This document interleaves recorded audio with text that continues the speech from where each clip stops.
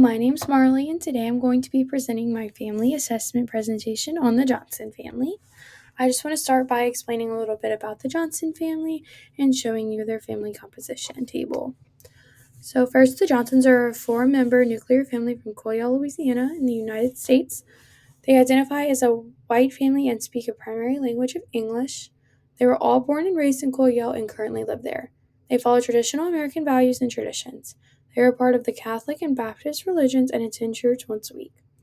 They are a part of the upper middle class and have adequate income.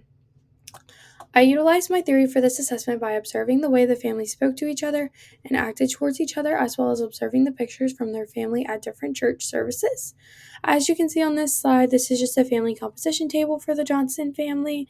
It just lists each of their family members in order from oldest to youngest of age, and it just shows their relationship and family, age, marital status, the highest degree of education, and their current occupation.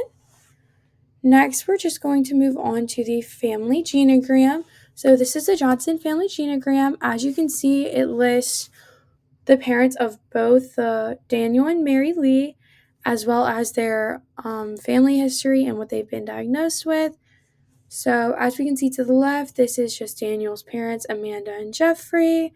And then on the right, you can see that that's Mary Lee's parents, Johnny and Margaret. And then to the right of Mary Lee, those are her 3 siblings, Johnny, Emily, and Molly. And then at the bottom, you can see that the Daniel and Mary Lee's kids are listed, Molly, Grace, and Matthew. And the genogram just lists what age they were all born, if they're deceased of what year, and their family history. Moving on, we're just going to go over the Johnson family eco map. So this just lists if the relationship to the services, agencies, or groups that the family is very close with, if these relationships are weak or strong. As you can see, the family does have a lot of strong relationships. There's only 8 weak relationship lines out of the whole eco map, which is pretty good. So as you can see, they have a very strong relationship with the people and agencies that they are close with. Next, we're just going to briefly go over the developmental levels. So this is Duvall's developmental levels or phases. And my family is in phase 5, the families with teenagers phase, which is adolescents seeking autonomy. And the key developmental tasks are supporting identity development and managing conflicts over independence. In the next slide, I'm just going to explain why my family is in phase or stage 5. So the family is currently in stage 5 of Duvall's family development model, the families with teenager stage. They're successfully fulfilling the developmental task of this phase by maintaining a strong relationship with their teenage children, upholding ethical and moral standards, and encouraging their children's independence while still providing appropriate parental guidance. In terms of family history, the only major event noted is the passing of Mary Lee's father due to lung cancer. Both parents were born and raised in Coyol. The mother grew up in a large family with 3 siblings. Her mother was a teacher and her father was a construction worker. The father was an only child raised by a nurse mother, and a father who since passed away. Mary Lee has had and continues to have a positive relationship with their families of origin, visiting her parents weekly. Daniel sees his parents occasionally on holidays. As previously mentioned, Mary Lee's father has since passed away, so she is now only has one parent. Next, the communication patterns of family. The family's overall communication pattern is mostly functional, though there are some minor challenges with the children. The mother acts as a functional sender, clearly expressing ideas and seeking the father's feedback to promote teamwork and agreement. The father serves as a functional receiver, listening actively, providing feedback, and validating the mother's communication. The 2 children are generally functional senders, but at times they project anger onto their parents. using sarcastic tones, and struggle to clearly express their true feelings, which occasionally creates tension within the family dynamic. Next, power base and overall continuum. Each family member's power base reflects their role within the family dynamic. The mother holds referent power, serving as a role model for her children through her behavior and values. The father uses tension management power, effectively controlling the children's behavior and acting as a peacekeeper during arguments, ensuring that everyone is heard during family discussions. The children operate with reward power, often earning incentives such as a new phone or PlayStation in exchange for positive achievements like getting all A's in school.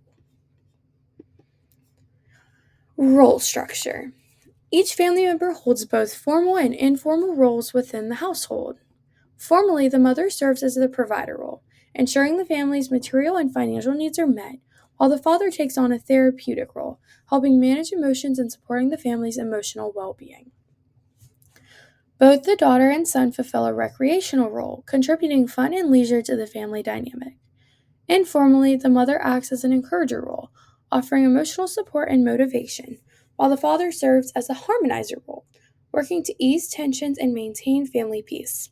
The daughter often takes on the bystander role, observing rather than actively participating in conflicts, and the son typically acts in a follower role, supporting and going along with the decisions made by others.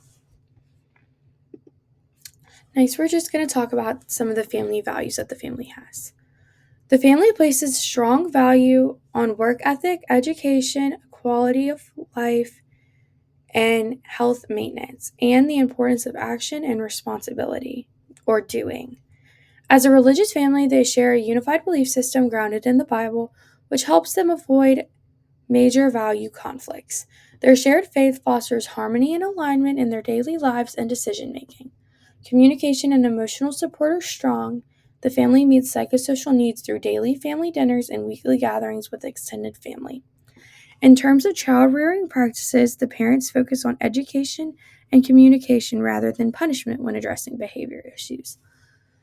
They promote autonomy by teaching right from wrong early while reinforcing a dependable support system. Their children are encouraged in their emotional, social, and intellectual development, even participating in psychology classes to better understand themselves. Both parents share responsibility for childcare and socialization, coordinating schedules between the mother's night shifts and the father's daytime work. Grandparents also play an important role as secondary socializing agents. Discipline is handled collaboratively by parents, ensuring consistent and agreed upon strategies. Healthcare for the family. The family defines health as being mentally, physically, emotionally, and spiritually well, and illness is the absence of these states. They primarily rely on daily conversations and self monitoring to assess their health, with parents actively checking on their children's well being. Currently, the only identified health issue is the son's broken leg. The family believes they can control their health through proper diet, hygiene, and medical care. They prioritize sleep, with everyone striving for 8 hours each night, meeting age appropriate requirements. For physical activity, the children participate in sports like volleyball, baseball, and football, while the parents enjoy daily walks. However, the parents did tell me that their hobby, which is in daily walks, has been low lately since they've been taking care of their son's broken leg. So that's why their hobbies have a weak relationship right now on the eco map. Next, healthcare continued. Self-care practices include morning prayer, shared meals, and allowing alone time when needed. Preventative measures like hand hygiene, multivitamin use, and regular annual checkups are in place. With the mother as a nurse, she serves as the family's health leader. Medically, the family stays current on immunizations, practices routine dental hygiene by brushing 2 to 3 times a day and flossing nightly, and attends dental checkups twice a year. They have a positive perception of their healthcare services, feeling well protected against illness, largely due to the mother's healthcare background. Health services are paid through the mother's work-provided insurance, covering most costs along with copay. However, accessing healthcare requires a 30-minute drive outside their community by car for all medical needs, as local services are limited. Despite the travel, the family remains consistent in maintaining their health and preventative care routines. The family is currently experiencing short-term stress from the father's work demands and the children's school responsibilities. while their main long-term stressor is the son's broken foot and the resulting physical limitations. As previously stated, that's why their hobby has a weak relationship on the ego map, because they've just been, their main concern is getting their son better so he can play baseball again. Despite these challenges, the family's strong bonds help counterbalance the stress as they work through problems together and rely on prayer and their weekly church groups for support. Internally, they cope by increasing family time, sharing concerns openly, and solving problems collectively. Externally, they maintain strong ties with friends, the community, and their church, seeking informal and spiritual support when needed. Importantly, none of the family members use dysfunctional coping strategies, allowing them to manage stress in a healthy, constructive way. Next, there's just some diagnosis and risk factors I created. So my first diagnosis is risk for impaired parenting related to work-related stress and child-rearing demands. And then the risk factors are just listed. Risk factor 1 is high work stress for the father and the mother, which may reduce emotional availability and patience for child rearing. The second risk factor is stress from balancing the needs of two 14-year-olds with different school and recreational activities. The third risk factor is lack of time for effective family bonding, which is both parents' work schedules, potentially leading to increased tension and ineffective parenting strategies. The second diagnosis is risk for social isolation related to limited community services and limited time for extended family involvement. The first risk factor is the family's remote location, living in a small town with limited community services. That could limit their social interactions and support outside of family. Their second risk factor is the father's negative or distant relationship with the extended family and some members of the community, especially within his own extended family. And then the third risk factor is the children's distant relationship with extended family members, which potentially reduces their access to social support and role models outside of their immediate mother and father family unit. And then my third and final risk factor in diagnosis, the diagnosis is risk for delayed growth and development related to limited recreational activities and peer interaction for children. Risk factor 1, limited social interaction for the children with peers, especially the son whose relationship with school acquaintances is described as negative or distant. That can just really, he won't be as developed as other kids his age. Risk factor 2, the son's broken leg, which may affect physical activity and lead to developmental delays due to decreased mobility. He won't develop as quick physically as other kids because he'll just be behind. And then the third risk factor is the daughter's strong focus on sports and the son's focus on sports, potentially limiting exposure to diverse activities and interests, reducing opportunities for intellectual and emotional growth outside of structured sports. So basically, they would just be so focused on their sports that they wouldn't realize everything else going on around them, and they wouldn't be involved in anything else other than sports, which can get kind of toxic at times. And lastly, I just have my 3 references. Thank you so much for watching my presentation, and I hope you enjoyed it.